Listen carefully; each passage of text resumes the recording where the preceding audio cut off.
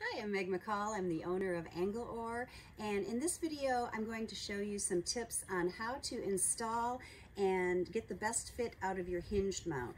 This is our most stable mount. It's the one we recommend if at all possible. It works with sit-inside kayaks. It works with most of them, but not all of them. When you receive your hinge mount, it will come in pieces that you will assemble. The first thing you're going to do is try and fit the horizontal bar on the front part of the combing using this small hinged plate. And as you can see, I already have some holes here, and I happen to know that mine fits just fine on that combing. But what you're looking for is that when you lift it upwards and downwards, that there's no impediment to that movement. Now, in some kayaks, the combing might have a ridge and it might not fit on there neatly, so you could try to experiment and move it ahead, for example, here. Above in front of the combing. Now here, it still happens to clear the combing, and that's terrific, but it won't in all cases. So we do provide some gaskets that you can use to create additional height. This is an angled one, and then we also have a flat one. And just by adding that gasket and trying that out, you might find it provides just enough clearing for you to be able to get past this combing and still have the hinge go downward. I already had 2 of the holes pre-drilled for this hinge plate. Normally, we do recommend that you use all 4 because that gives you the securest attachment. Don't be worried about putting holes into your kayak. You've got holes all over for bungee cords, etc. So I'm simply tightening the hardware that came with the hinged mount.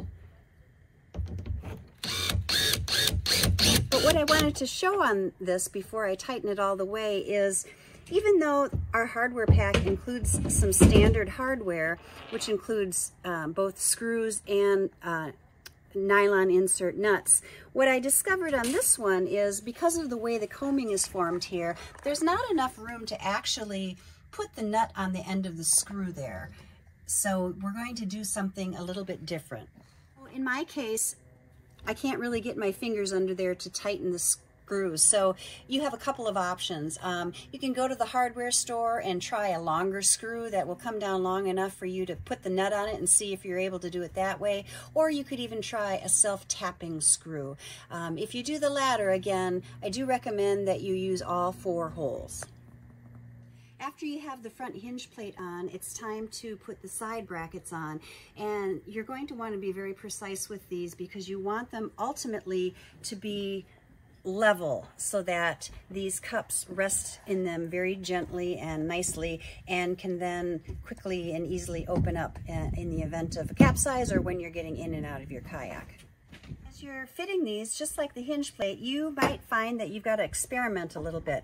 Now, there's sufficient room here on the combing, but you can see that's at a little bit of an angle. So we use the wedge-shaped gasket that comes with it to make it flush, and then we're going to mark our holes and drill them and attach them. But before we do that final drilling and attachment, you want to sit in here and you want to make sure that the distance is right from your torso to where the paddle will be. The main purpose of the side brackets is to prevent side-to-side moving of the mount as these balls are in their little cups. So ideally, you're going to find a way to attach them. If the standard installation with gaskets doesn't work, some of our customers have come up with creative ways to create their own mounts, little platforms they put here so that they can get this surface area in order to put the balls into the sockets there. So do that if at all possible. Now, if you are unable to find a way to do that, it is possible for you not to install these at all and rather just extend the arms out to the side and use it like that. But you are putting a fair amount of torque on that front hinge plate because you have some side-to-side movement now. So it's not ideal, but you can do that if it's a last case resort. So those are some of the key tips for how to fit the hinge mount. I have a couple of other suggestions for you. When you are putting on the hinge mount to get the right location, make sure you're sitting in here before you do the drilling. Have someone help you. Accommodate the PFD in your measurements because that adds a little bit of material right here.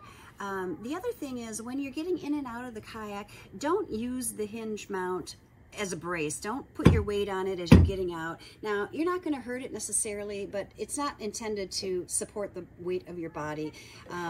And likewise, when you pull it open, if you need to get out, you can leave it hanging there for a minute if you need to, but as a general rule, don't leave it hanging open like that, whether you're done paddling or you're still out on the water, because you're putting excess stress on this hinge plate here, and it's just not helpful in the long term. So be gentle with the system and it'll last you a nice long time.